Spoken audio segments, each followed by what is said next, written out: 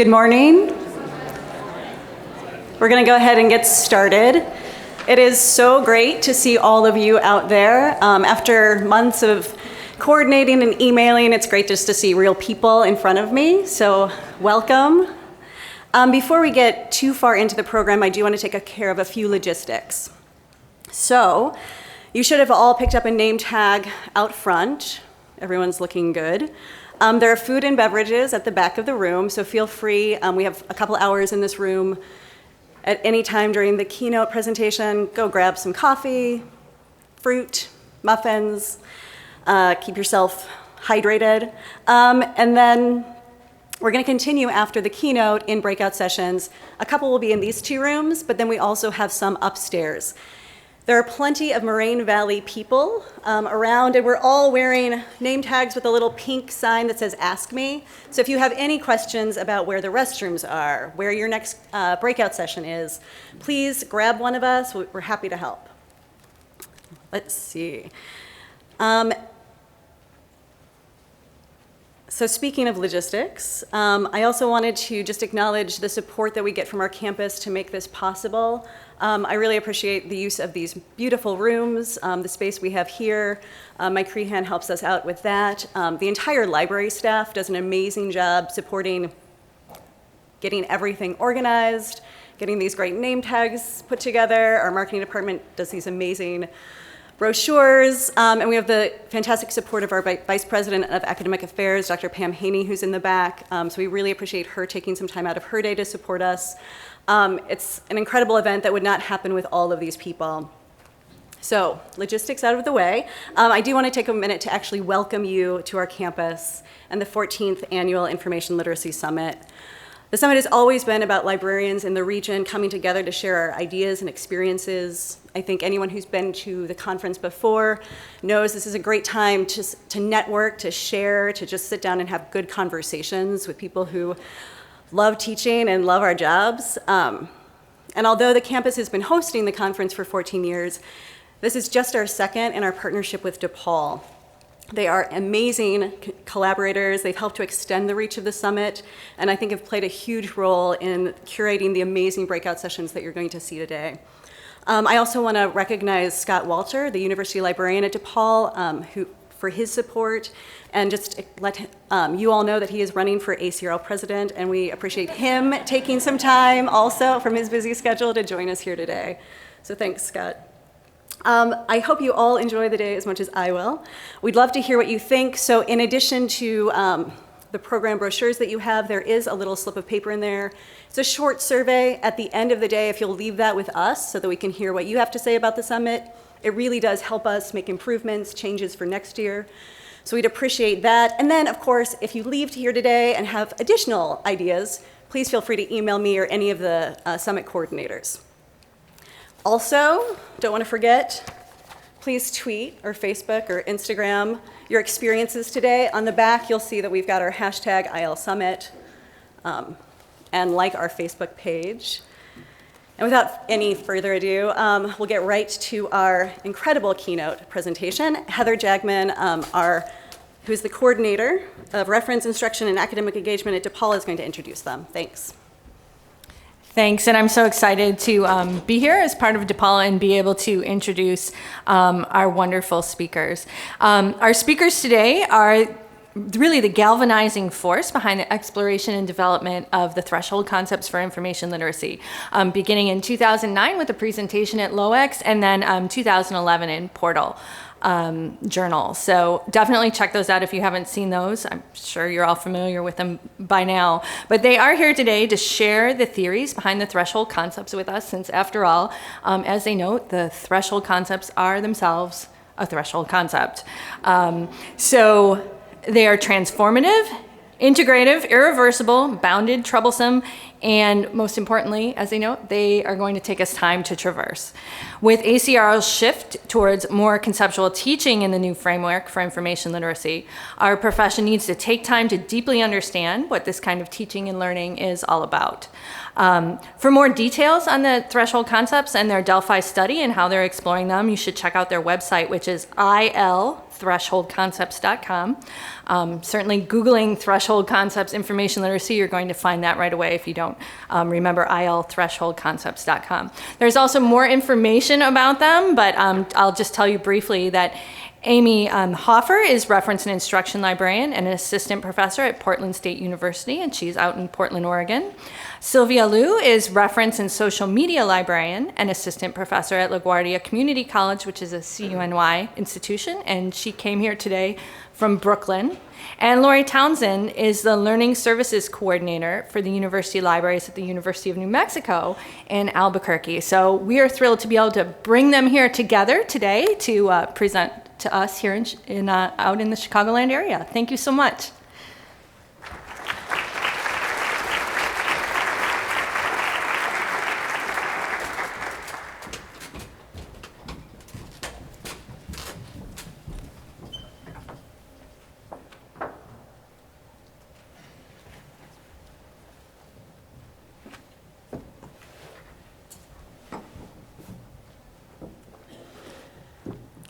Hi. Thanks for that great introduction. I have an update. I'm not at Portland State University anymore. I'm reporting to Lynn Benton. I'm working on lowering student textbook costs for community college students in Oregon, which it's really fun. Yeah. So I'm Amy. This is Lori Townsend and Sylvia Liu. Thank you so much for having us. We're really happy to be here today. So where are we going?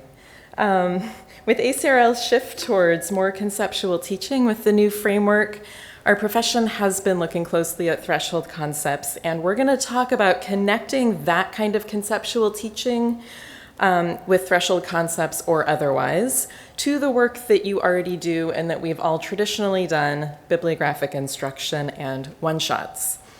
Because this is a keynote, we also get to zoom out and look at the big picture and leave you with some of those really big questions that we've been grappling with. And if you happen to find any great answers throughout the day, just let us know right away. Okay, why is conceptual teaching important? I will let you read.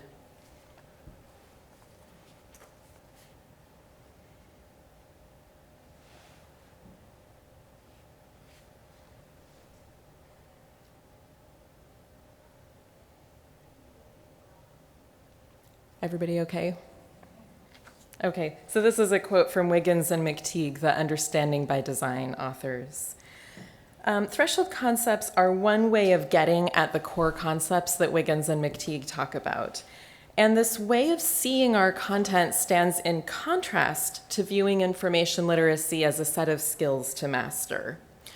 But when we're talking about conceptual teaching and learning, you might think that this is just a way of making our content seem fancier and more complex than it actually is. And it's true that what we teach students is straightforward and relatively easy when we're doing bibliographic instruction. Students are getting what they need. They're getting a basic understanding of library research. But the landscape has changed, and information no longer lives mostly in the library. It's out there. It's roaming the wilds of the internet. So, self-published novels are sitting next to authoritative blog entries from the New York Times, or you've got Nature sitting right next to a journal that's completely produced by a pharmaceutical company, right? There's just tons of examples. And in this environment, how can a novice learner distinguish between the good and the bad, or even the relevant and the irrelevant? So we have to venture beyond the details of database demos and citation tools and get into the concepts that also make sense of the information systems outside of the library, out in the world where finding and using and creating information actually happens. And although we hopefully do teach students skills, of course, the only way for those skills to actually make that transition from library systems to the rest of the world is to teach the associated concepts as well. And another benefit of teaching conceptually is students can smell busy work a mile away. So I'm glad that everybody seems to agree with that one. So when we teach skills, we really need to be grounded in the underlying big idea so that we can explain exactly why the student needs to practice that procedural stuff. So let's look at threshold concepts. And let's start at the very beginning, a very good place to start. So there's really been a lot about threshold concepts in library land lately, and I just hate the idea of boring people with an introduction if you've already sort of got that under your belt. So could I just see who feels like you've got your 2-minute elevator talk on what are threshold concepts? Oh, good. Bunch of hands. Okay. Let's spend 2 minutes at your table, turn to your neighbor, and talk about threshold concepts. You can use your handout. You can use this handy quote here. I know it's early in the morning and I'm asking you to talk, but so let's just kind of get a conversation going, and then we'll come back and do questions. So I've not tried this before, but I wanted to see if we could get like 5 questions in a row, just to kind of see what's happening in the room and see what the questions are. So we're going to have our helpers with microphones for the benefit of the people that are streaming this talk. Maybe there's 1 or 2 of them. So did anybody wind up with gaps in knowledge at your table? You have questions about threshold concepts? Yes?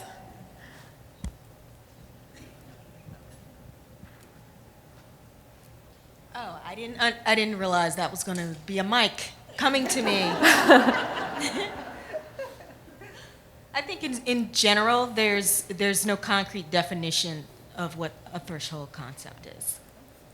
Okay, good. So wanting a concrete definition. Was that everybody's question? Yeah. Where I work, we've been with UBD for about the last 6 years. And what I don't understand is every discipline has its grand designs, its big ideas, all that stuff. Now, do the threshold concepts then, do they complement those with information literacy? Or are the threshold concepts just the library's own UBDs? Oh, I think I understand that question. Yeah. Lori's saying off the mic, I think it's both and.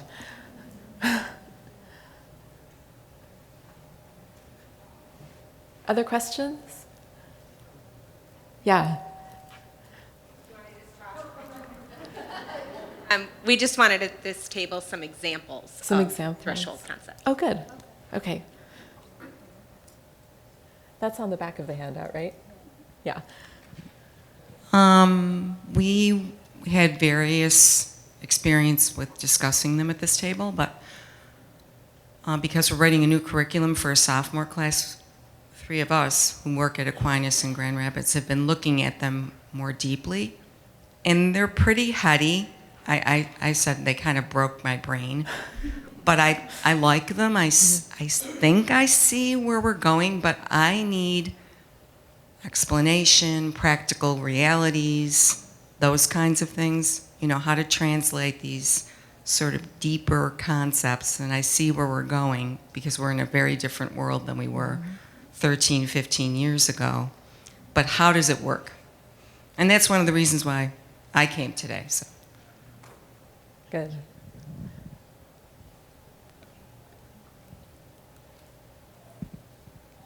At our table, we were talking about how we do a lot of one-shots and the threshold concepts and one-shots are like mutually exclusive. And so we were discussing like scaffolding and different ways to approach faculty in order to encourage threshold concept and building on.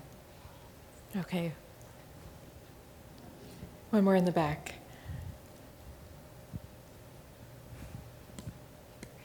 Oh gosh.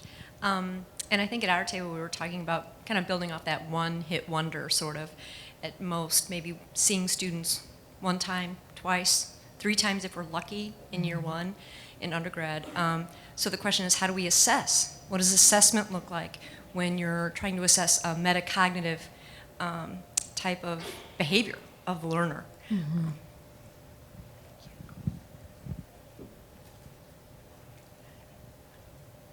Okay, good. So thank you so much for participating first thing. And it sounds like my part should go pretty fast because I'm going to get at that sort of what is that concrete definition. And then Lori and Sylvia are going to address a bunch of examples, assessment, using threshold concepts in one-shots. So I will move pretty quickly through our definition, but I won't skip it since there seems to be a need for that as well.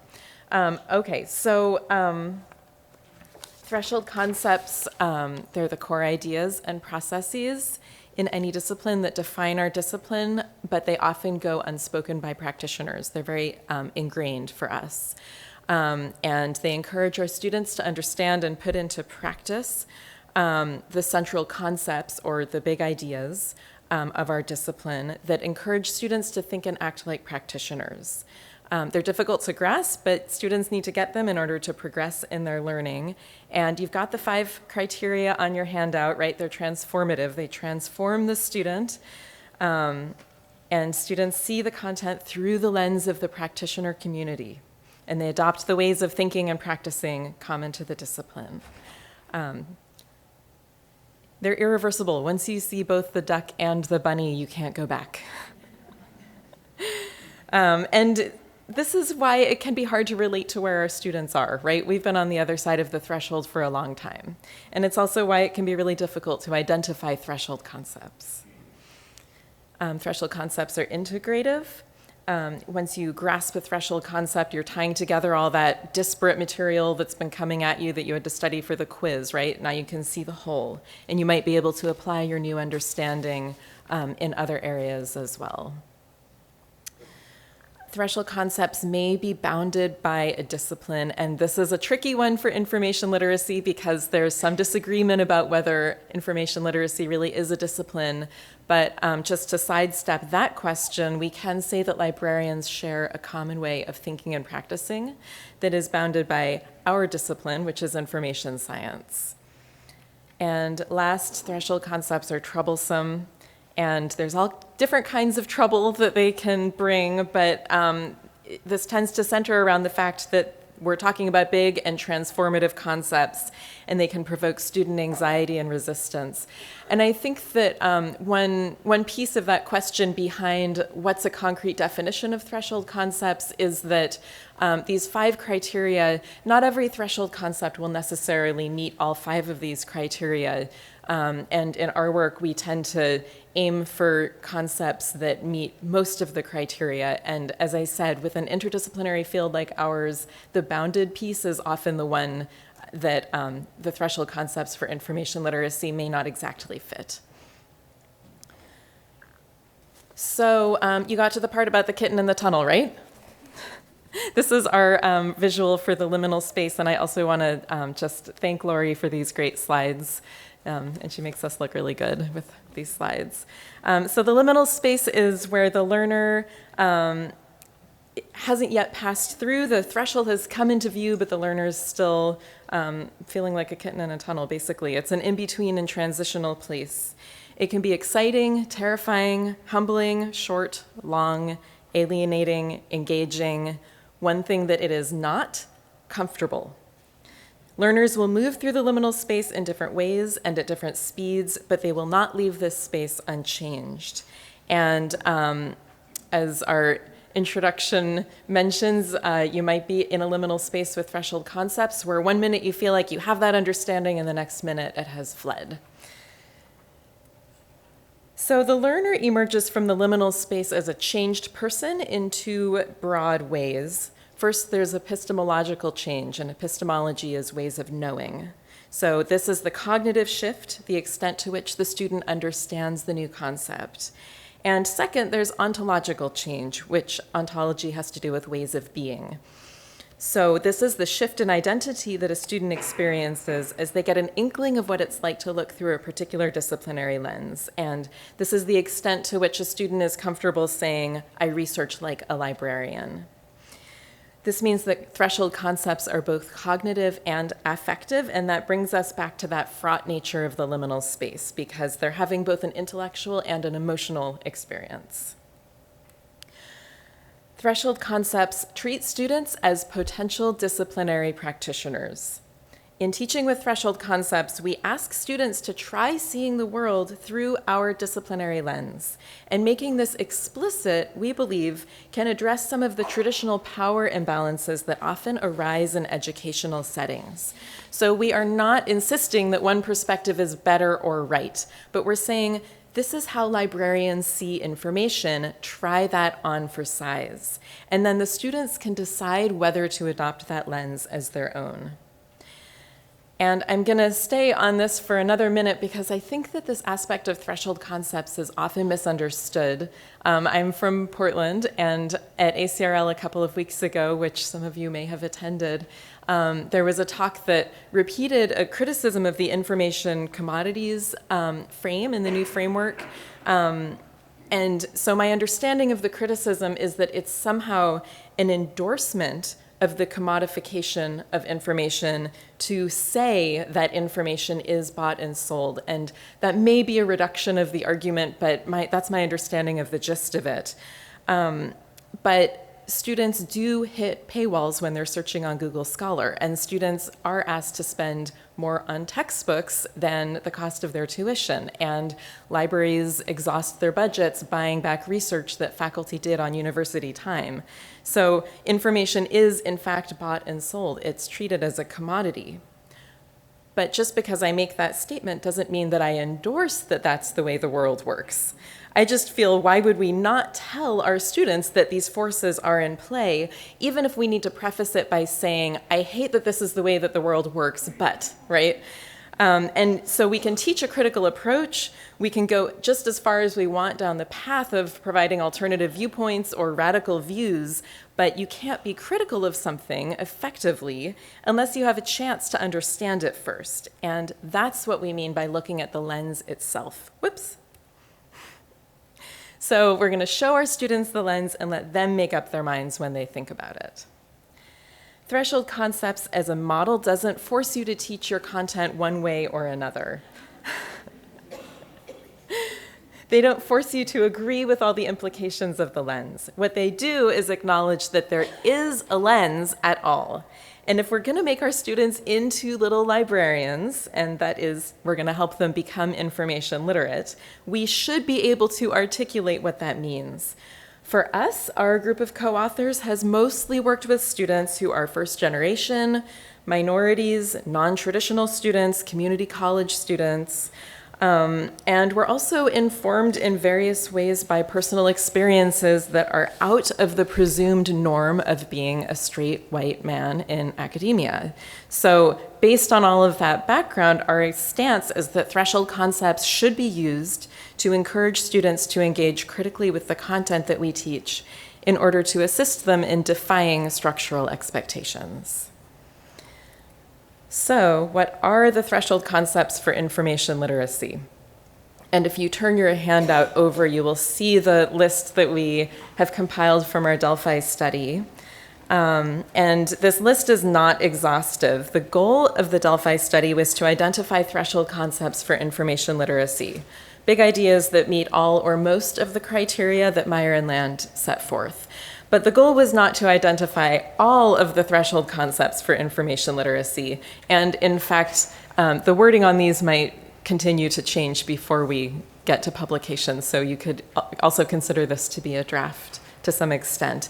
And if this sounds a little bit squishy, I'll say that reading the threshold concept literature, we can expect that researchers and instructors might arrive at differing or complementary conclusions about the threshold concepts for a field.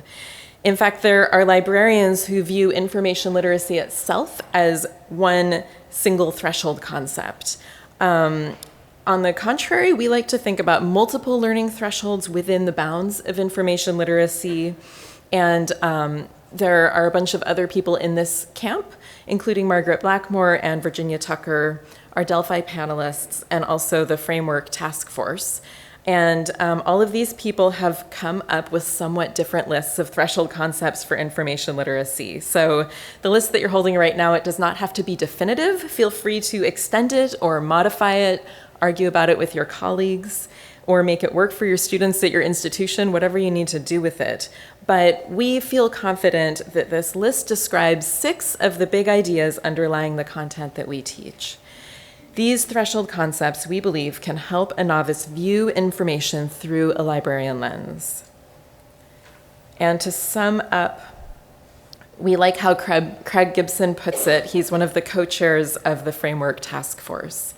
Our content is a network of interconnected understandings. You pass through the liminal space on one, and it might help you along with another. And that is to say, this is very complex and integrative material. You can't necessarily teach it in a step-by-step linear fashion, but students often get stuck in the liminal space because such complexity is difficult, yet dumbing it down or simplifying it doesn't help them move across the threshold. So with all of that said, that's our intro to threshold concepts piece. But of course, students still need to learn those procedural skills that we've always taught through bibliographic instruction. So now Lori is going to talk about how that kind of teaching can be compatible with a threshold concept approach.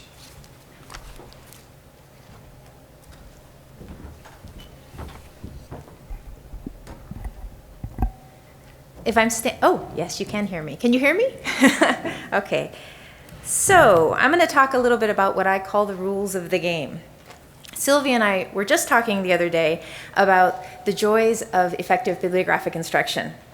And we gave some examples, and mine was this history of mass media class. I'm the communication and journalism librarian, and it's usually a very successful class. I start with a poll everywhere, which if you don't know what that is, Sylvia's going to talk about it, where I ask them about their research questions, gets them talking, even if it's just on their computers, and then we talk a little bit about primary and secondary sources, so there's a little bit of conceptual learning going on, but then I jump straight into database demos for like 25 minutes.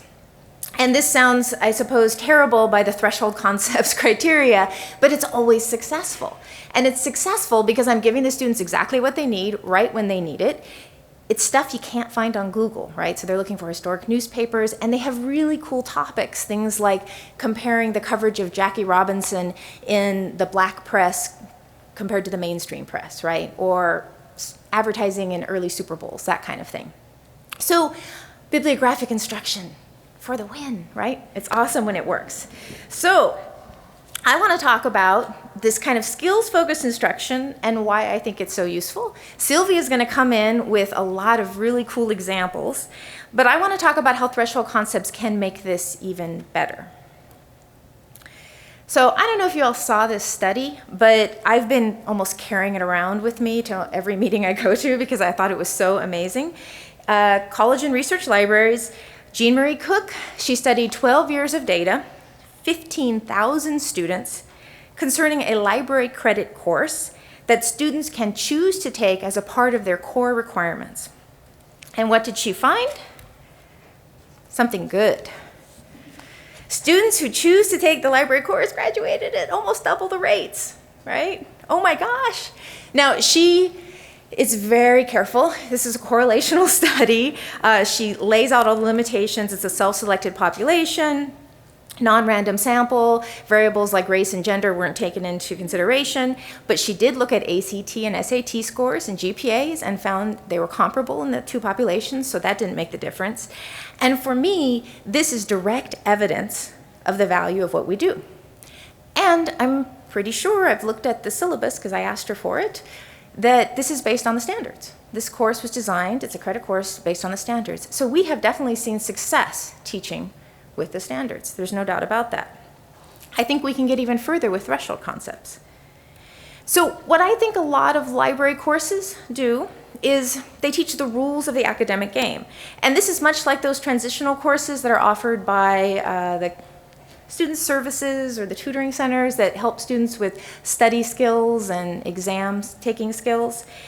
When we teach students how to use the library, we're teaching them how to think about the intellectual rules of the game. We're giving them a chance to see how academia is organized.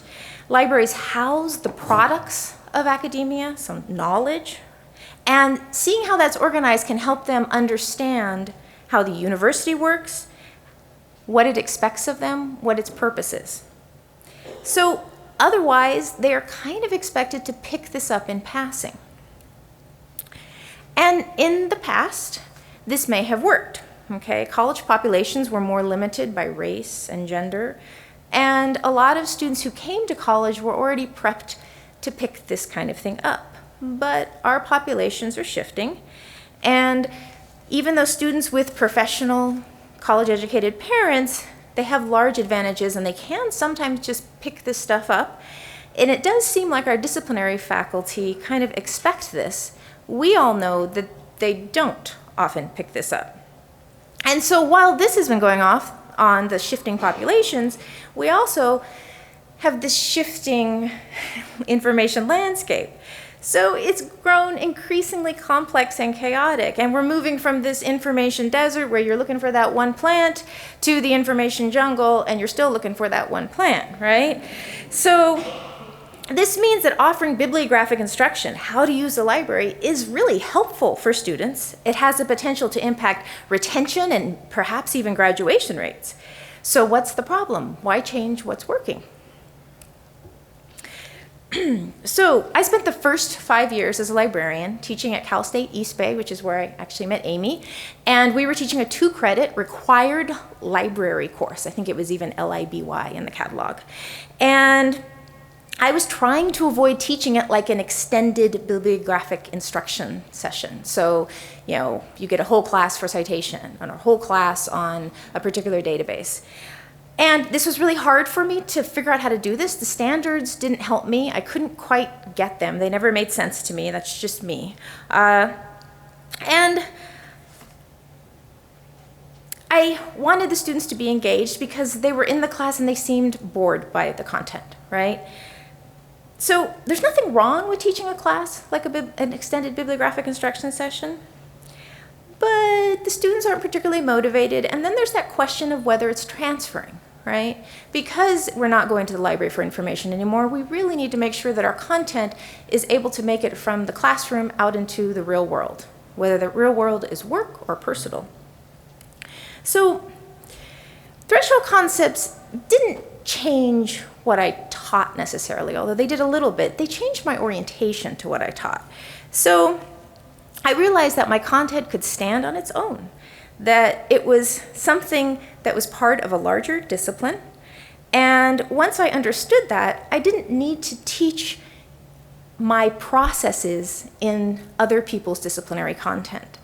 So things that previously I had only touched on when teaching students evaluation and finding, I could spend a lot of time on. Things like the filter bubble, or changing models of authority with Wikipedia, bias in the research process, and so on.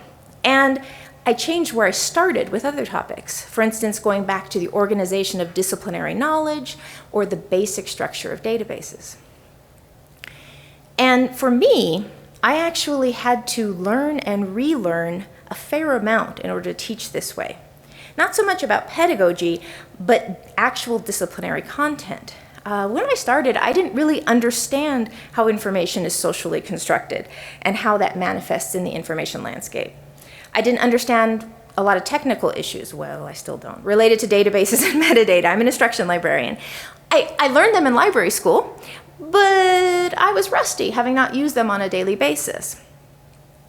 I had to review the content of my discipline much as a newly minted PhD has to go back and relearn their disciplinary foundational content in order to teach freshmen. So I've always thought of threshold concepts as being about content and expanding the scope of what we teach.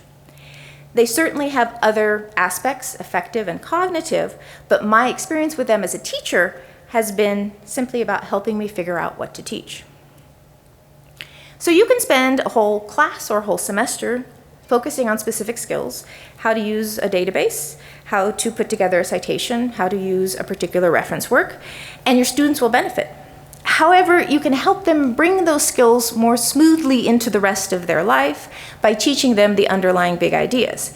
Teaching conceptually helps them make those hard-won skills transferable. And it's a more engaging approach, because while we all need to learn the rules of the game, we know that it's more fun to play the game. And speaking of fun, Sylvia is going to talk about some of her engaging and challenging activities that she has created, thresholdy activities.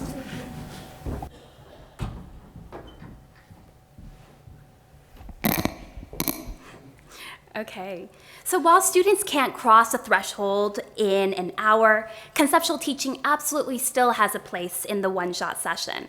It's not perfect for every class because, as Lori just shared, some classes benefit from that more traditional approach.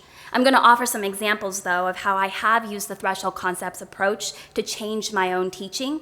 To start, I want to take a closer look at the format threshold concept, and I'll give you some time to read it.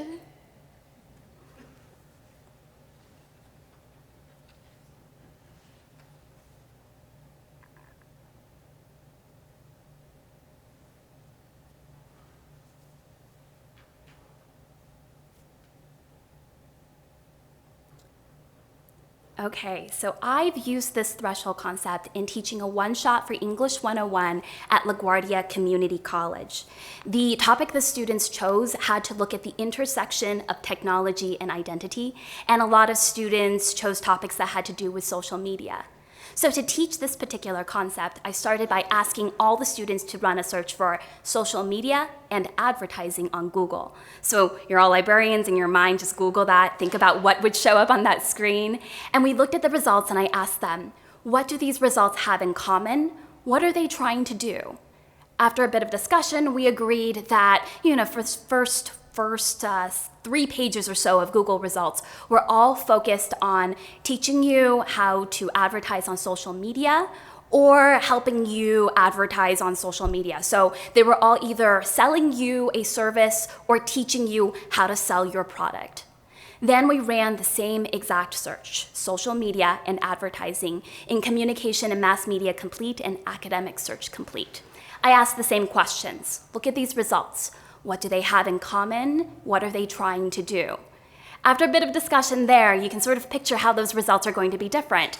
They have a big picture view of the topic. They're trying to analyze how marketing and communication have changed as a result of social media. And they're going to be inspiring students to sort of think about their own understanding of that particular idea. So this is where students came up with topics or came up with examples, like one student brought up the FCC regulation that requires fashion bloggers to disclose if they got a purse or shoes for free in their outfit of the day. Another student brought up the fact that there was a big kerfuffle when Facebook started using people's personal pictures in their native advertising. So it was the larger big picture perspective that brought up and made those connections for students. Afterward, the instructor came up to me and she asked about the possibility of linking her English classes with the library's credit course in a learning cluster. And this was really amazing, but I asked her to repeat what she said so I could write it down, okay? So she said, I used to think that the library visit was about library topics that took away from my teaching time. But this was the first time I realized it could be complementary. The discussion that was happening here was useful for what I was doing in my class, but it wasn't anything I would cover in my class. And I think I saw a head desk there. Because of course, we want all faculty to know this already.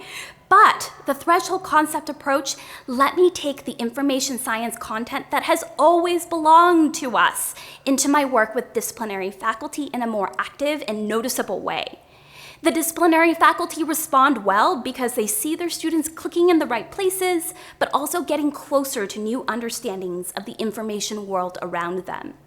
Working with threshold concepts encourages students to slow down, to be patient and deliberate. It asks them to get more comfortable in the gray area. Not black, not white, not right, not wrong, but the gray area. And this is where most threshold concepts function. The gray area is complex and it requires knowledge to navigate successfully. But it's in this gray fuzzy area that students advance their own understandings. This means we don't discourage students from using Google or Wikipedia or incorporating those particular sources into RBIs. And we don't suggest that joining Facebook means that they're going to sell their souls.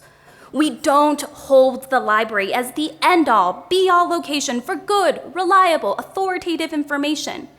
Instead, we ask our students to build their expertise incrementally, moving through the information landscape critically, cautiously, and confidently. The value of a theoretical framework is immense. Working with new theories can inspire, challenge, and shift our thinking. This may not be true for every discipline, but I would argue that our pedagogical theory is only and most valuable when we can bring it into the classroom in order to improve student learning. At my institution, I teach both the semester-long research strategy courses as well as one-shot library instruction sessions. While some of these activities may have been developed for the credit course, they've also all been used in one-shot sessions. Threshold concepts acknowledge that students come to us with varying levels of prior knowledge. Learners don't start a course in the same place, nor do they learn at the same pace. We're talking about whether they've ever been through a peer revision process in their English class and connect that to the academic peer review process. We're talking about if they were ever in a science fair in elementary school and can connect making a hypothesis to writing a thesis statement. We're even talking about whether they've ever had an internet connection at home. So how does this translate to instructional design? Of course, we don't throw out the research paper or the lab report or even the low-stakes knowledge check quiz, which all still have value. But we can also use other activities that tell us where students are. For example, we can do a quick think, pair, share, like how we started off this morning about a complex idea like threshold concepts, or we can ask them to draw a quick infographic or concept map for a theory. We can carry out a verbal interview or a discussion about something new. Here, what you're seeing is a brainstorming session in an English 101 class, where my class practiced coming up with keywords, anything to do with dogs, and we were practicing in order to help them develop their research questions. After we mapped out every idea that we had about dogs, we circled the sections that were too broad for a research question, like dogs in general. Then we circled the ones that were too narrow for a research question, like one specific breed. And then we looked at the parts where maybe there was something more to explore. Maybe there was a question there, like what kind of jobs can a dog hold? This isn't going to be an enormous change from current practice. It could be as simple as showing that they understand that not everything you find on the web is a website, or giving their own example of how two different formats are different from one another, or drawing a picture of the difference between the open web and a database. Showing progress is going to look different for everyone because our students come from different backgrounds and experiences. Our lived experiences aren't uniform, and so our learning experiences aren't uniform. If we picture the threshold concept like a doorway in the distance, we should imagine that our learners are approaching it from all different directions. One person might have her hand on the handle, and when she's introduced to a threshold concept for the first time, she might walk right on through that doorway because she had exposure to similar ideas, or she was given an example to which she could specifically relate. She's right there. Others might take twice as long because they're several blocks away from the door, or because they stopped to get a coffee. Still others might walk around in a circle or sit down in one place for 3 months. When we're teaching a 60-minute library instruction session, it's difficult to know where students are in terms of their prior knowledge. One of our favorite tools for quickly gauging where they are is an audience polling tool called Poll Everywhere. Here you're seeing the responses I got from a group of first-year students. I can tell from their responses here that most of them know that peer review and scholarly journals are the right answers. The fact that this one answer is coming from everywhere, though, tells me that I can start pushing on those answers to get at questions about authority and scholarly discourse. I ask things like, what do you look for if you're checking your classmates' work? And I ask, what percentage of academic journals do you think are rejected every year? I ask, is a Yelp review written by a food expert scholarly?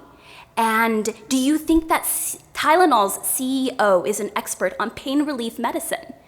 If so, would you trust her as the best source if she tells you that Tylenol is the best pain relief medicine? I attempt to contextualize their answers and build on what they already know. Now we're looking at the same question posed to students in my semester-long research strategies course. These responses tell me that, yay, they did the assigned reading. But they might have some complicated concepts about the relationship between opinion and scholarship. With this class, I called on students to define the components of authorial expertise and to separate commentary from analysis statements. I asked questions like, does the value of a source change depending on who is reading it? And what is the difference between an opinion and an argument? Anonymous polling gives us a chance to talk about where we all struggle, and it destigmatizes the experience of not getting something right away. We mentioned before that working with threshold concepts means embracing the gray area. The gray area is one of my favorite things about teaching with threshold concepts because ambiguity can be so powerful and liberating. Ambiguity means letting go of those right and wrong answers to embrace, it depends, so what? How are you going to use this and what are you trying to prove? One assignment that comes up every so often asks students to use a primary and a secondary source. Rather than treat those two categories as silos, I engage students in a conversation about why these definitions are slippery or confusing, and why the value of information shifts depending on the questions that you're asking and the means by which it was created or will be used. To do this, I give students links to 2 or 3 different sources. Recently, I linked to a Victorian conduct guide for gentlemen, an interactive New York Times article about an avalanche, and a clip from The Daily Show on the night of the 2008 election. After giving students some time to look through the sources, I asked them to vote. Is this a primary source, a secondary source, or both? Unsurprisingly, the results are mixed. These responses lead into a discussion, though, about context and function. The conduct guide quotes from many sources, so it's secondary, but it was published in the 1800s, so it does tell us something authentic and different about Victorian standards for propriety. We look at the Jon Stewart clip, and we see that when he quotes from Fox News or CNN, it's like what we're doing in a research paper, and that's what secondary sources do. But if we're using the clip in 2008 versus in 2014, that function changes. This exercise touches on the format threshold concept because it asks students to evaluate a source based not on the way that it was presented, but the way that it was created and how it will be used. It gets at the research process threshold concept because we focus on the different questions that primary and secondary sources answer and how those answers contribute to knowledge creation. The research process threshold concept comes up in this next activity too. This threshold concept acknowledges that identifying and articulating useful questions requires an existing foundation of knowledge and is difficult intellectual work. However, when a student asks a question, connections are made and the process from inquiry to seeking out existing knowledge to the selection of relevant information to the development of a thesis and the subsequent analysis and the synthesis of the results is the same one that experts engage with in the creation of new knowledge. To unpack this particular concept, I asked students to do a little bit of reverse engineering. We start by watching a recent viral video commissioned by Hollaback, which is an organization that works on street harassment. In the first frames of this 1 minute and 57-second video, subtitles indicate that this video was shot over the course of 10 hours as a woman was filmed walking through the streets of New York City. In less than 2 minutes, we watch as she is followed, propositioned, and harassed. After the video ends, I ask students 2 questions. The first one is, what do you think the makers of this video used as their research question? And here are some of their answers.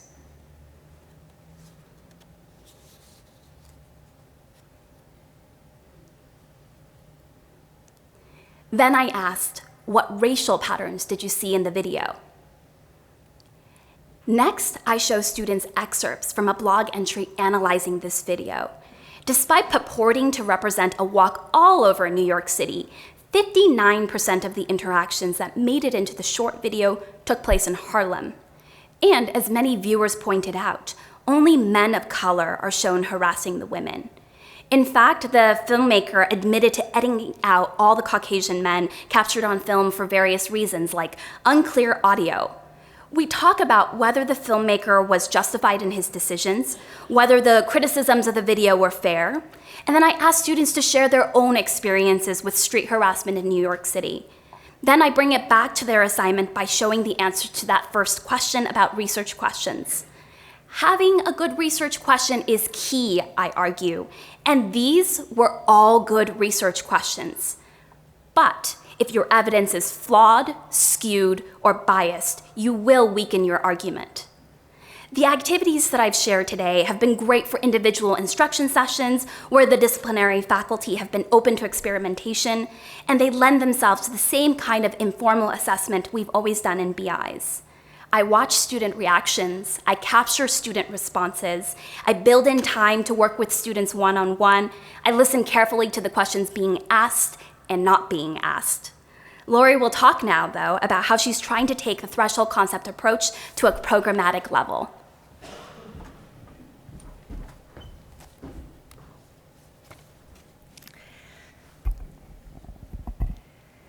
So for a number of reasons, including an attempt to bring some threshold concepts goodness into our instruction program, we flipped first-year instruction this year. And initially, I all but copied a program from Aaliyah Fritsch at Kansas State University after I saw her present about her flipped first-year instruction at a Greater Western Library Association conference. So our flipped classroom has 5 sections. Well, it started that way. A tour, online tour of the libraries, an introduction to information formats, topic development and keywords, searching, and citation. Several of the sections had a brief presentation, followed by knowledge check quiz, and others asked students to do stuff like generate a list of keywords for a topic, find an article, and the results were sent to their instructors. In the spring, we were able to hire a couple of learning sciences librarians, David Hurley and Robin Potter, and they looked over the tutorial, and after we had some conversations about the new framework and what we really wanted students to learn, we made some changes. So we decided to ditch the tour and cover some of that in class in a more fun way, and we increased time spent on format. I actually like starting with the format threshold because it seems so fundamental to me to both searching and evaluating information, and it's actually really hard. It's a really difficult threshold concept, and so this is one of the presentations on information formats. So this increases time for our students on task.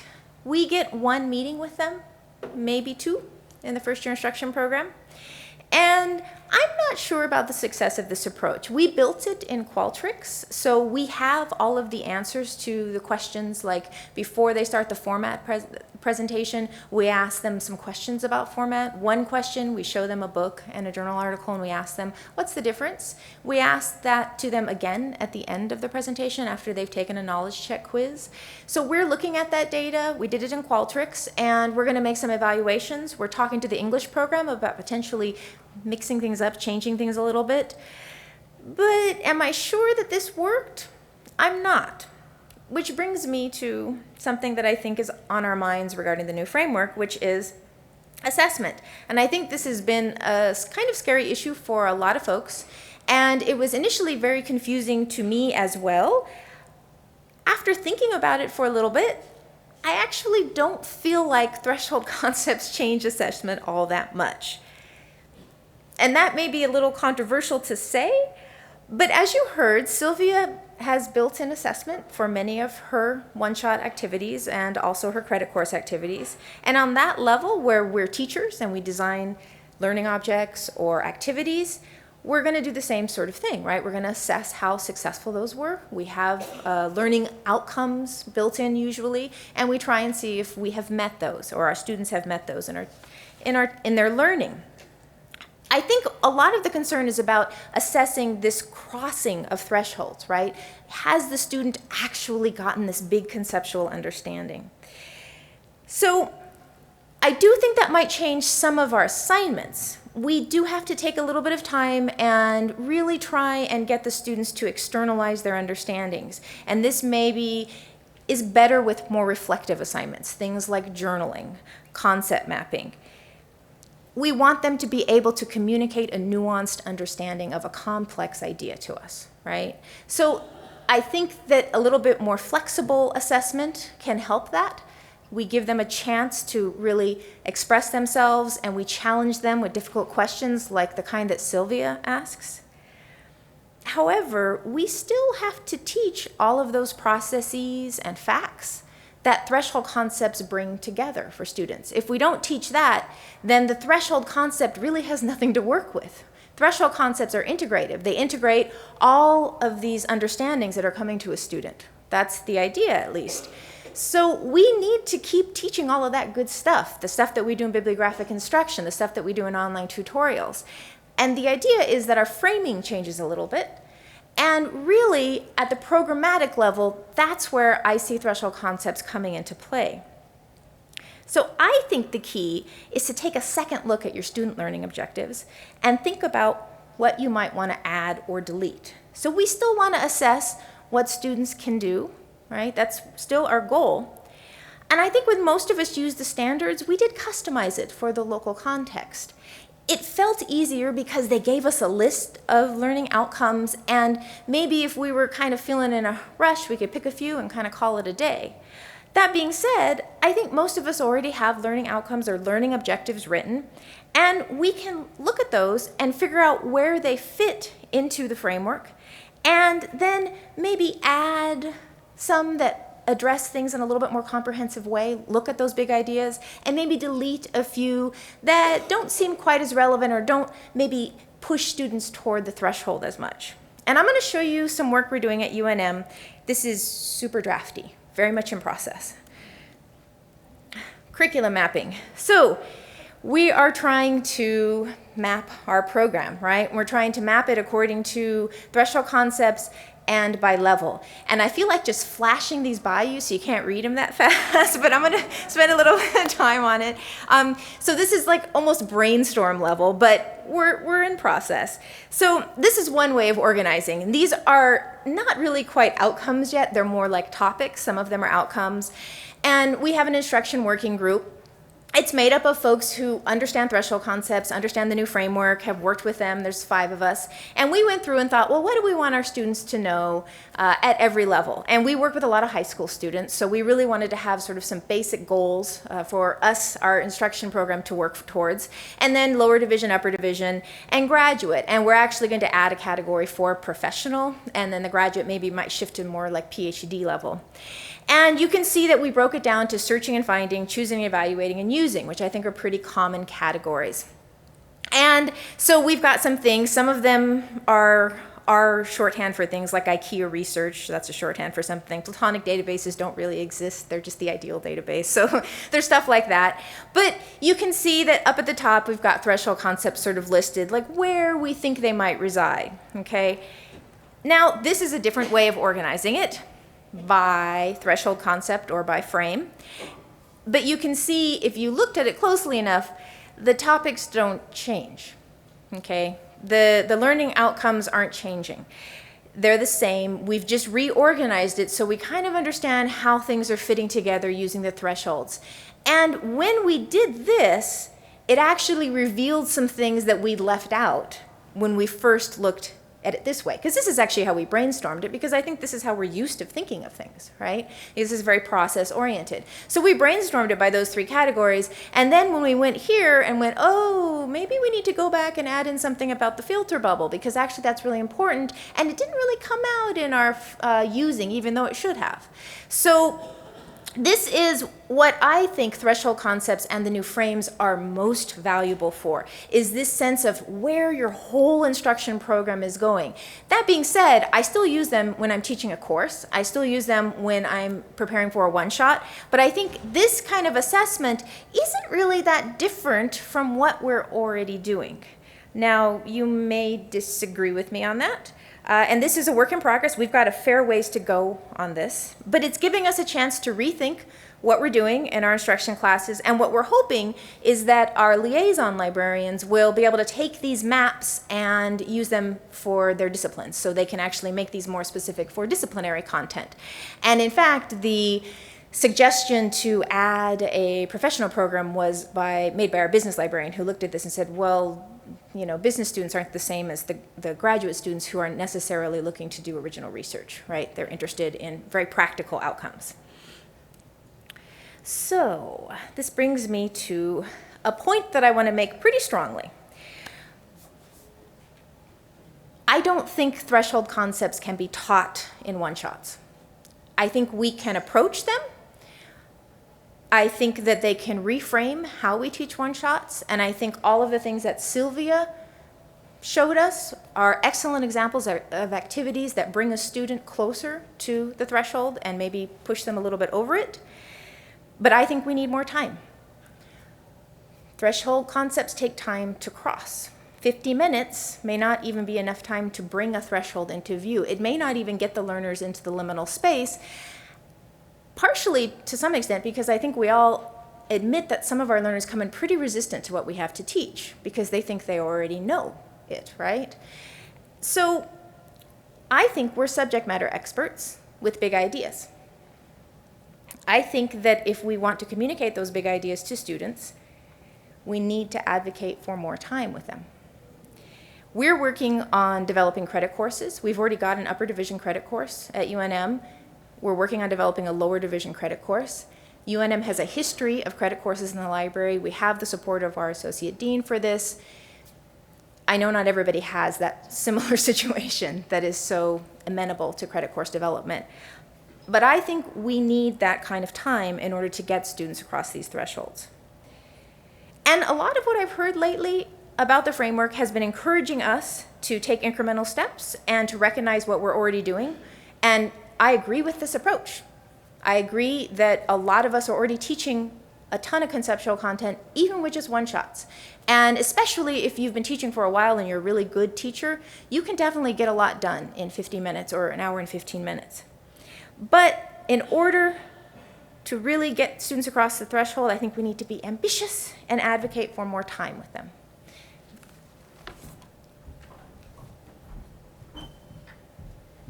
So when I was first introduced to threshold concepts, I was completely overwhelmed by how much they raised the stakes.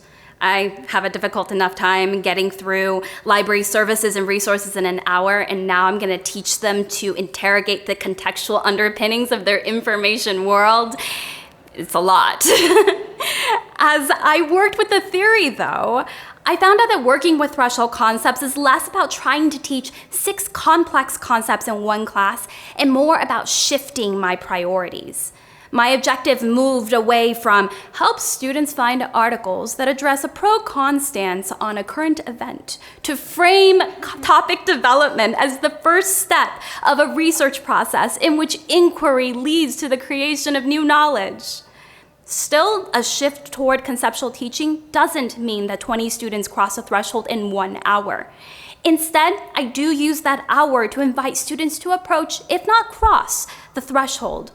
When I get near a threshold concept with a student, I remind myself, hey, you're just planting a seed.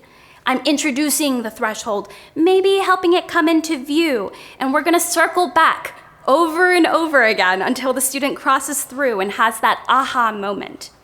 This is also true when it comes to our colleagues. Our advice for today is to take the seeds that we've planted and share them with the librarians at your institution. Form a community of practice and think through these things together. Stay critical, stay skeptical, and ask difficult questions. Reflective teaching has to be something that we all do together. Our particular group of co-authors is proof that it can be done across institutions with very different academic missions. We do believe, though, that there is a ton of room here for everybody, and we invite everyone in this room to join us as co-investigators as we continue to develop this emerging theory. Thank you.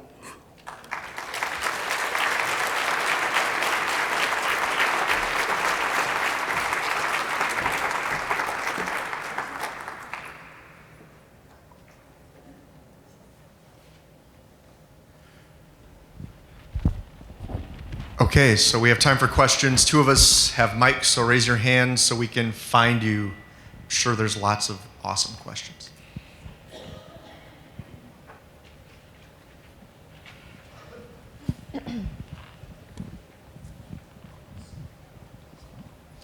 Thank you. This was really helpful and wonderful to get your three views into threshold concepts. It was very, very useful. My question actually is a little bit specific. We also teach a credit course at my institution. It's a 1 credit, 6 weeks of content course, and it's constantly being held up as the thing that will get cut if we lose people. And the reason being given for that is that it's not scalable, because we do a fabulous job of teaching up to 16 students per semester, and we're at a Big 10 university. So how do you, I guess my question, I think that the activities that you do, Sylvia, with your students are amazing.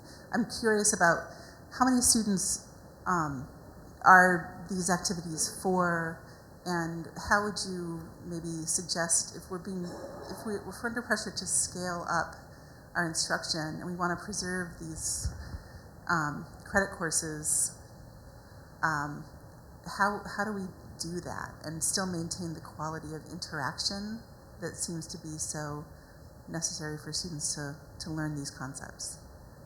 So I think Lori can talk about the scaling part, but I teach anywhere between 15 to 20 one-shot sessions, and so there's approximately 16 to 20 students in my credit course, and they're sort of my experimental lab, right? So I'll come up with something for a particular session, and then I'll start taking it into my one-shot sessions. Each one of those one-shot sessions, maybe between 20 to 30 students, so I'm reaching a good population every semester. But as I've been doing this, and as I make little presentations in the greater New York City area, and at my own institution, I'm making these adaptable. I'm sure that you can see what I'm doing and think, I could do that. I can find that YouTube video. I will do exactly that. And so I like to think, I'm doing that sort of mind-meldy little librarian death glare out to everyone here. And so the reach is expanding, and it's definitely doable. But I know, Lori, scale. Yes. Right. This actually goes back to an argument or disagreement that I have with my boss, because he likes to talk about reach, and I like to talk about depth. And because I like depth, it's more fun as a teacher than reach, but I think you have to do both. And I think that the most important thing to make sure that you can keep credit courses sustainable is to get paid for them. That is what you need. You have to get the money. At the first institution that I was at, we didn't get paid for our courses. I don't know why. I don't know how that worked out, but we get paid at our institution, and we get paid because we are well represented in university faculty governance, and we have good relations with the provost, and so we get that money back. And when you get the money for the courses that you teach, then administrators don't have as much of a problem with it, because it's self-sustaining, and you can hire adjuncts to do it if your permanent faculty don't have time, or your permanent librarians were faculty. And I think that is probably the biggest single factor, to my mind, in talking to an administrator. As far as scaling, like flipping, that's what we're trying, right? We're trying to scale it up. I don't know how successful that's been. I was willing to try it, and I have a formats presentation that is about 20 minutes, which is, I guess, 10 minutes longer than any online video should be. And there's all kinds of, maybe even 18, according to some people, minutes longer. I think some people say it's like 2 minutes tops. But I think that it's a really hard argument to make if you're not getting paid. And I don't know if you are. I don't know what your context is. And I also think that you have to have folks who are passionate about teaching, and you probably do. I think most librarians are. You have to have some really good advocates there for you. Just not enough of them.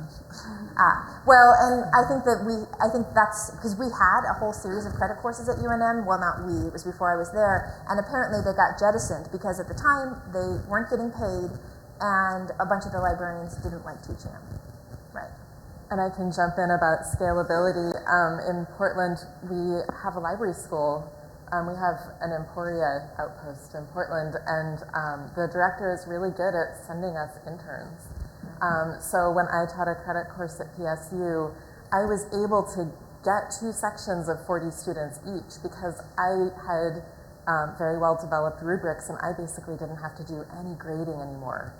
That was something that my interns did, and they were fantastic. And this is partly coming out of my experience. Sorry, we're getting a bit of feedback here, but I can see that they're working on it.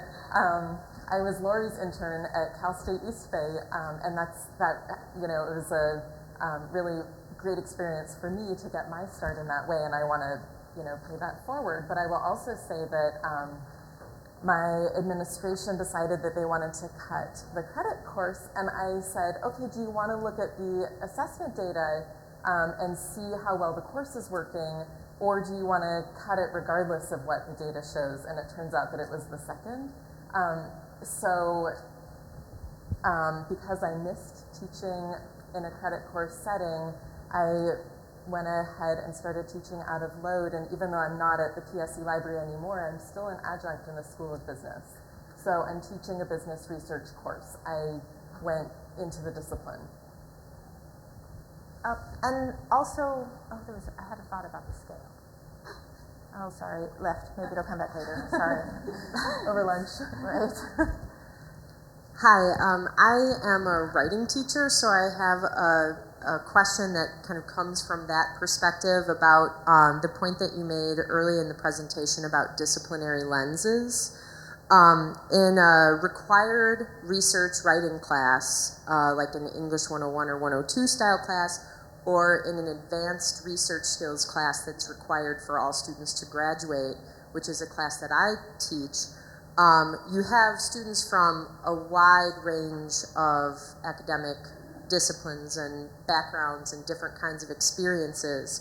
And while I absolutely agree that it's important to understand students as disciplinary practitioners and try to encourage them to understand themselves as disciplinary practitioners, in a multidisciplinary required course, there are going to be students who want to understand themselves as a practitioner of the psychology discipline or the history discipline or, whatever discipline that isn't library and information science, and often all at once. So I'm wondering, how do you navigate that interdisciplinary atmosphere and try to help students understand themselves as scholars and as disciplinary practitioners when you have this wide range of competing disciplines in the same classroom?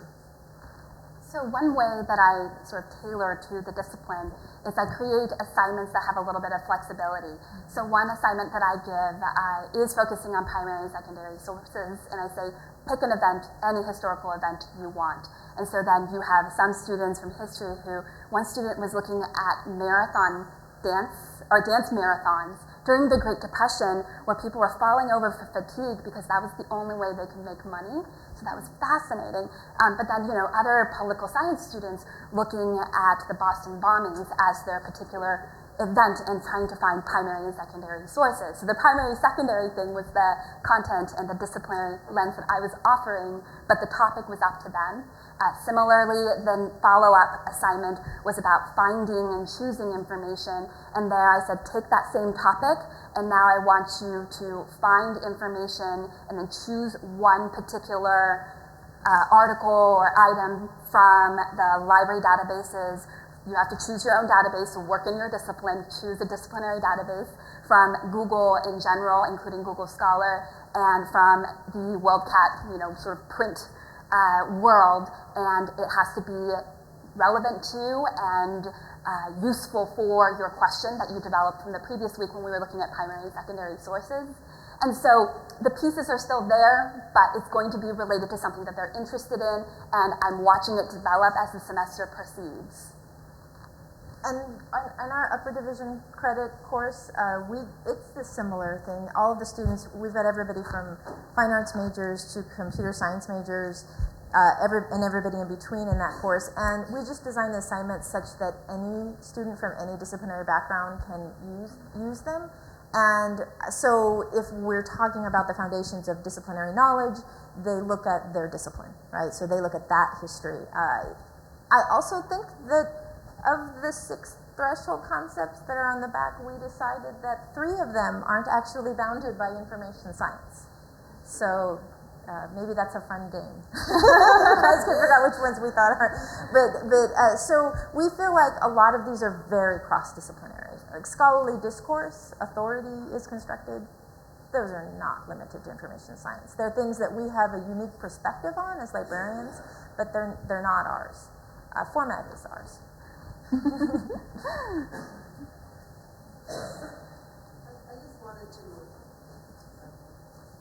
I just wanted to follow up and say I think that was an excellent question, and I think that that's something that librarians struggle with a lot, and actually sit in a unique position to bridge some of those things. And I think one of the challenges undergraduates have is they have to traverse disciplines in their courses so much, and nobody is ever making some of this explicit to them that this is how our discipline sees it, as opposed to this is how it is, so. Thank you, that's very well put. We have a situation where information literacy is one of our general ed standards for the college, and so they're asking us to review that as a general education in light of these new changes with the threshold, and I'm wondering if you can speak to that. They have outcomes. The old standards worked great in that format with each of the different general education standards, and these are a lot more complicated to try and bring the college as a whole and the faculty across the threshold of thresholds. If you can speak to that.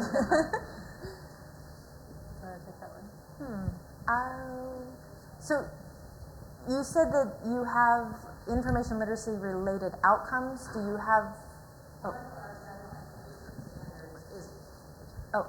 One of our general education standards is information literacy, and so we've used the past standards worked real great with the one for technology and for all the different ones, but now we're being asked to sort of bring these new thresholds and still meet that other assessment format for.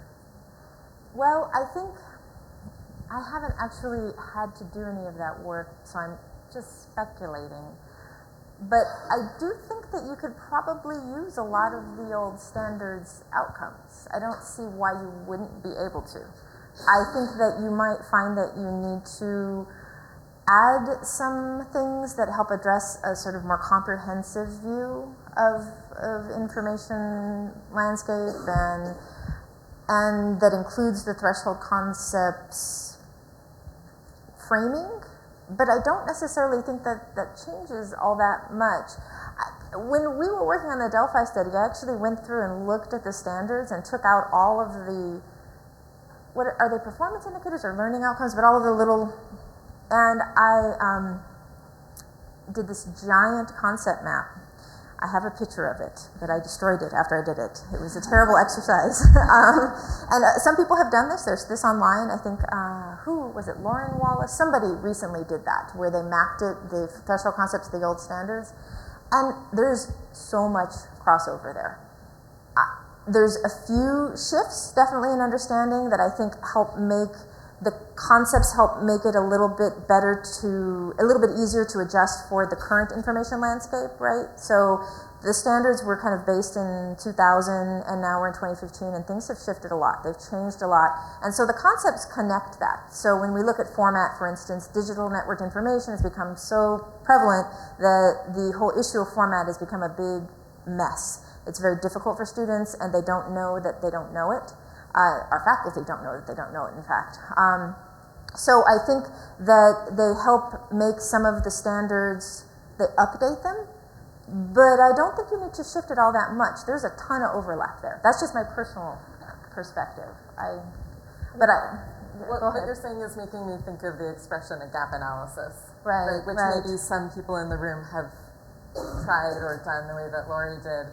And it almost seems like if you wanted to have that conversation at the gen ed level, because you're getting buy-in from across the campus at that point. So you would need to share, okay, this is what's behind the new framework, and can we take a step back and look at the objectives that we really want for our students to come out of this, and maybe you're already meeting some of those, and maybe you need to have a few more.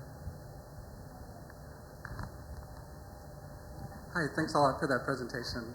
I really liked what you said about advocating for more time for the library.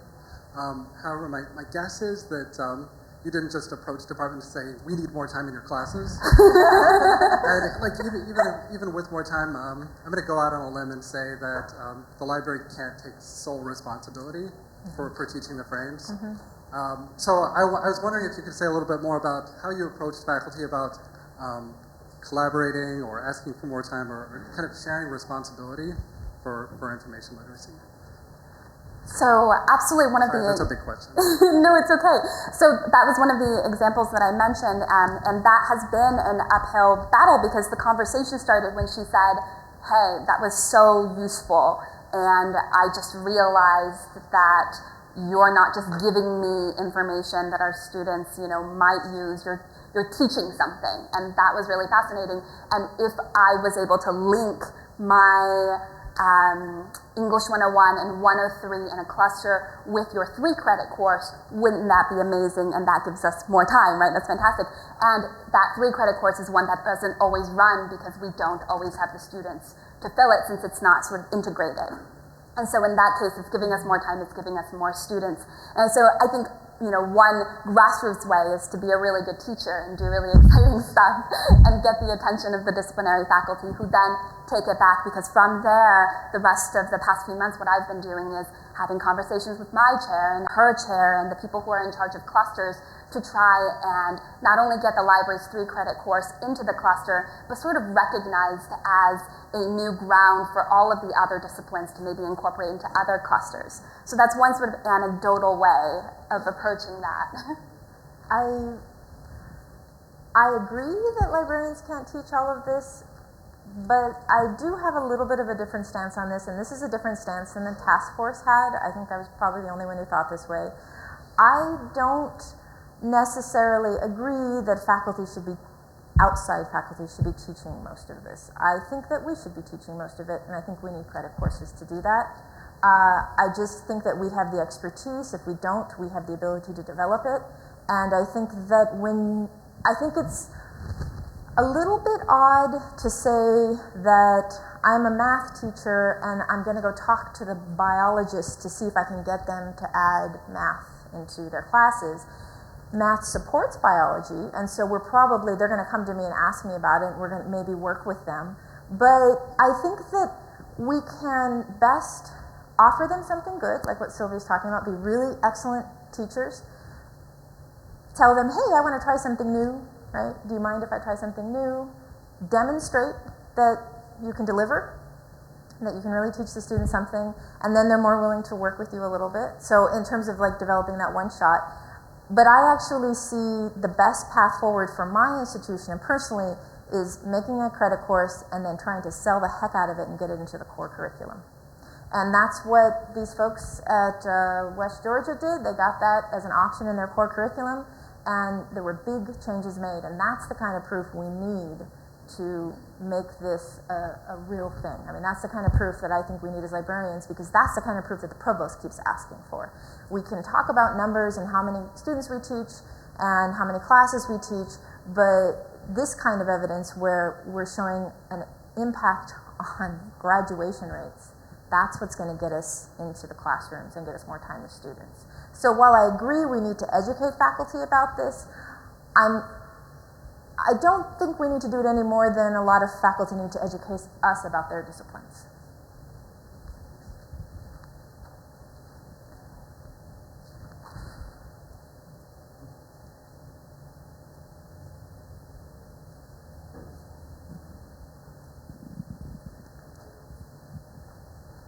So I thank you for that. I think that's an interesting approach. What happens when you approach those faculty and they say, no, you can't do something new. I want my, there was the little sort of joke at the end about, I'm going to teach pro-con subject searching.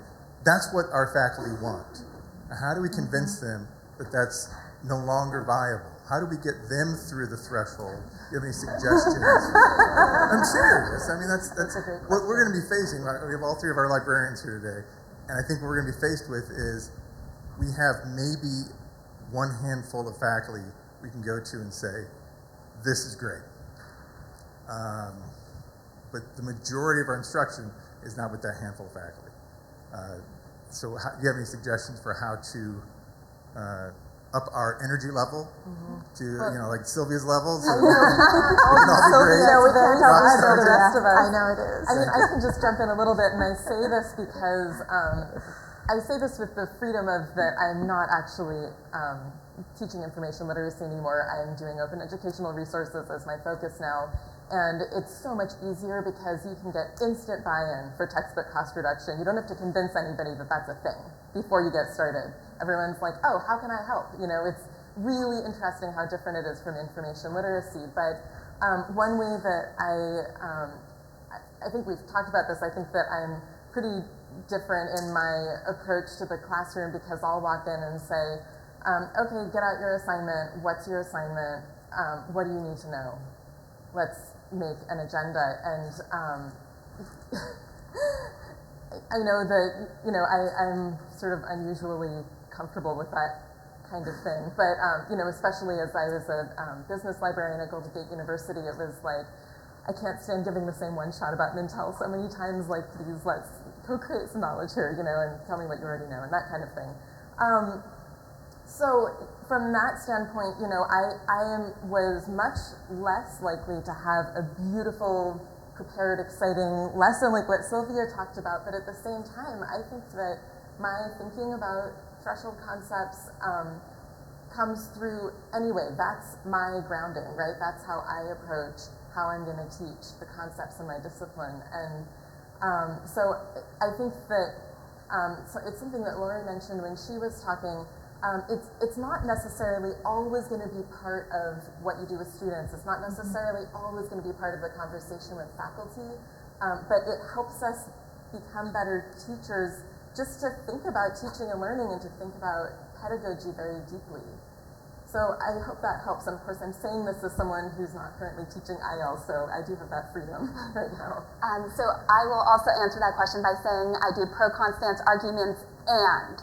So every single one of these activities that I shared, you do that activity. I spend maybe 15 to 20 minutes on all of that, and then 25 solid minutes of database demonstration with some hands-on, right? And so I give the students and the disciplinary faculty exactly what they asked for. Everyone gets to do exactly what they came for, but it was way more fun and way more interesting, and we actually talked about something substantial instead of just following along as I demonstrate.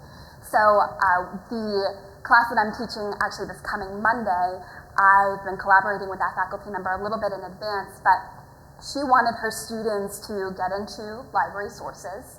But what we're actually going to do is they are reading a Malcolm Gladwell article in the New Yorker about social activism and technology.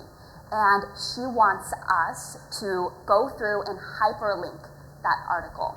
So every single time that Malcolm Gladwell makes a reference to an outside source of information, we are going to find that source of information and hyperlink it into their e-portfolio. That's really cool. Yeah, it's so cool. But it does take a little bit of work. We can do that. And in order to do that, I'm going to show them how to do a search by journal title. I'm going to show them how to do a LexisNexis limit by date. And we are going to find out about advanced search options on Google Scholar. I'm doing exactly the pieces that I would have done in any other traditional BI, but we're using a broader context. Within it, we'll talk about scholarly discourse. We'll talk about why it's important to find the original source of information that someone is presenting to you in a cited format. And I actually think that you'd be surprised how many faculty, if you present it to them, they may say no, but if you just kind of slip it in there, they're like, that was really cool. That was really interesting what you did. The students were into it. They're happy if you do that. And I know that we've just hired a couple of new folks who are doing all of our first year instruction, and it's the first time we've had a really comprehensive approach to first year instruction where two people are responsible and they understand the framework and they're trying to figure out how to slip in some threshold concepts. And we've gotten so much positive feedback from faculty about that. And these are mostly, they're instructors, a lot of them are grad students, but we've gotten a lot of positive feedback about it. Some of them don't notice, they're just in the back typing away, doing whatever they do, but some do. And they're telling us that that was the best library instruction that I've had.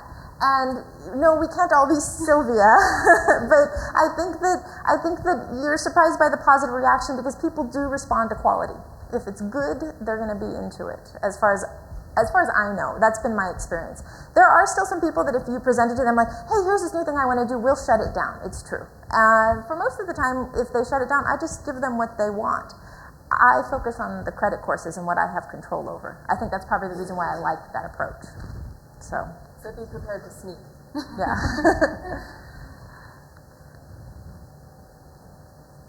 Other questions?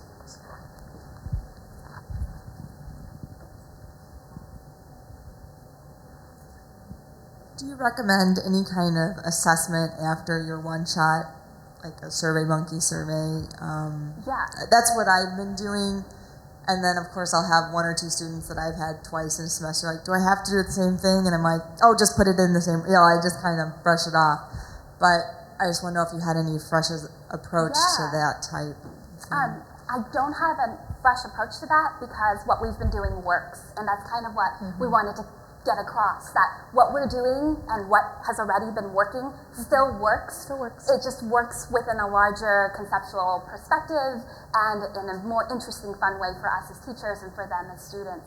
So everything that I do fits into the larger assessment goals of my program, including a qualtrics survey at the end. And it's a 3-question survey. It's who are you, what class were you in, what year are you, how many credits. But then it's it's a multiple choice, which of these would be a good Boolean search, and where would you find reliable information, and where do you go for help in the library? Super straightforward, but I hit those marks, and those results reflect that students take away the right answers.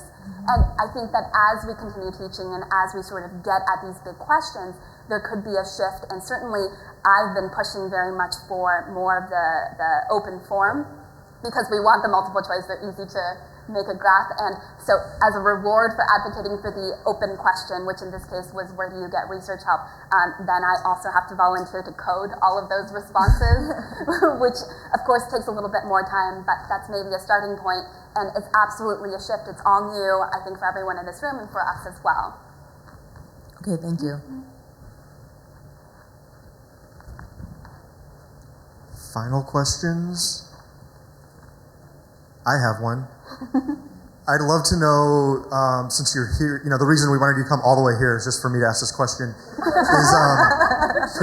You mentioned this a little, but could you delineate? I'd really like to know how you view the difference between your work and then the work of the task force in the framework, because I know, because I've talked to Lori, that they're not the same thing, but everyone may not recognize that. Lori's our ringer, so.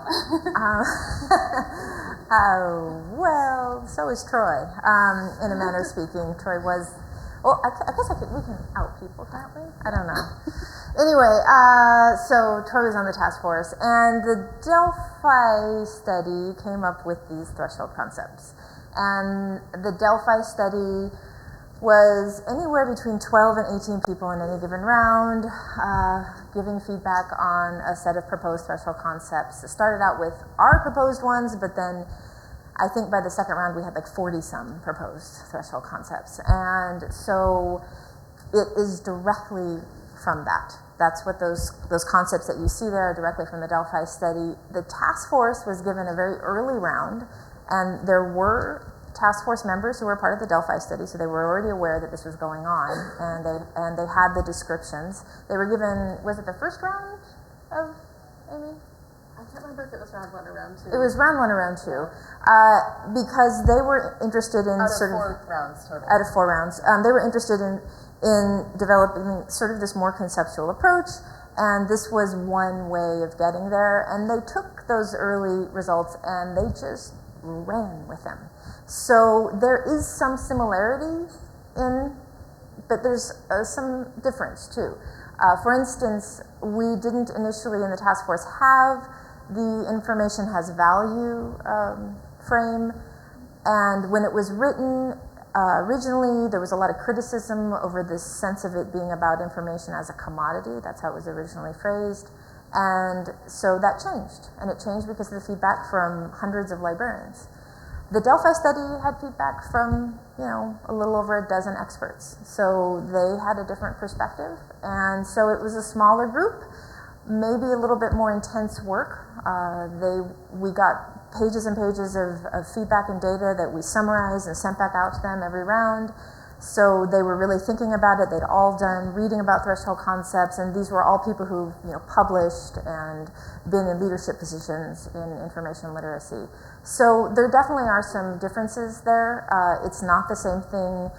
I will admit that there's a lot of crossover, and for my program at my institution, I use our threshold concepts, but the frames are great. And I'll just add to that taking a little bit of a step back, from the first time that we presented on threshold concepts, we had a series of slides that were really hard on the standards. Right. Kind of taking them apart based on a critique that Wiggins and McTeague had published. And there was a special issue of communications and information literacy where we wrote about sort of the problems that we saw with the standards and how we thought that a conceptual approach like threshold concepts should be included in the revision. And then our work was so thoroughly included that in a way it was like, oh, what? Now what? Like, did we get what we wanted? Or, and so for us it was a bit of an odd moment, and I think this might be a little bit, Troy, what you're asking about, because for us, we're still working on, in our minds, it's still a matter of establishing this theoretical underpinning. So when we talked about, okay, what's the next step in our research process, we did a huge amount of brainstorming. What do we want to do next? Do we want to write curriculum that we can share? Do we want to, do something really practical and hands-on, because librarianship is such a nuts and bolts kind of profession? And we really talked it through and decided, no, the theory, we don't feel settled yet with the theoretical piece, and a Delphi study should be our next step, and that's what we've been working on for a couple of years now. We're slow, but we're slow. We're going to publish it eventually. It will happen, but okay, that's a good. So when we were first presenting about this, we were presenting in the smallest rooms at any conference we went to about 10 or 15 people who were interested in theory, and we had always the question, how can I use this? How can I apply it? And so what Amy's talking about, when we had written a couple of papers and we'd done that little survey, which we felt like maybe didn't really give us the kind of results that we wanted, we had done a little survey of 50 some odd librarians, and we'd come up with some threshold concepts. I actually took this to a brown bag at my library and said, should we keep exploring threshold concepts, or should we just try and operationalize this stuff? Let's make a curriculum. Let's do learning objects. Let's do this. They said, no. You need to keep exploring. And so for us, this framework becoming the thing was very surprising and a little surprising and a little overwhelming. So there's differences between our work, and we do feel like this is a developing theory. We feel like there needs to be a lot more exploration and a lot more work. And I don't think that the task force thinks that the framework is some sort of thing that's like a dictate that's been handed down from on high. I think there's definitely this feeling that it needs to be worked on, that it's something that can be developed by the community in practice, and that we're going to see ongoing development of the framework from here on out, that it was not designed to be static. I don't think the standards were either, but they kind of ended up being that way because it takes so much, effort to make changes, right? So I think that the task force sees it as flexible. So we feel like our work is very complementary and it can exist alongside, and we feel like you can develop your own threshold concepts for your context, and that would be great too. And you can write about it and tell everybody about it. Yeah, we would it's a Google Doc, not stone tablets. Right. Although that's like, since we're keynotes and we get to, work at the level of big ideas this morning, I also just want to throw in that So I was at a talk at ACRL that looked very critically at our work, which was very interesting for me. And one of the questions was, why has there been so little change from our first paper to what's now on your handout and what the framework looks like? And to us, I mean, there's been a ton of work behind it, and it's interesting to see that someone would read it as unchanging. But I also think that, librarians know what our content is. If there's something enormous, glaringly missing, please let us know, let's have lunch today. But, I think that you're not supposed to be surprised when you see the threshold concepts for your own discipline, right? So we have the expertise to identify them ourselves. We don't need to look to faculty in other disciplines for help with identifying this. We have the expertise.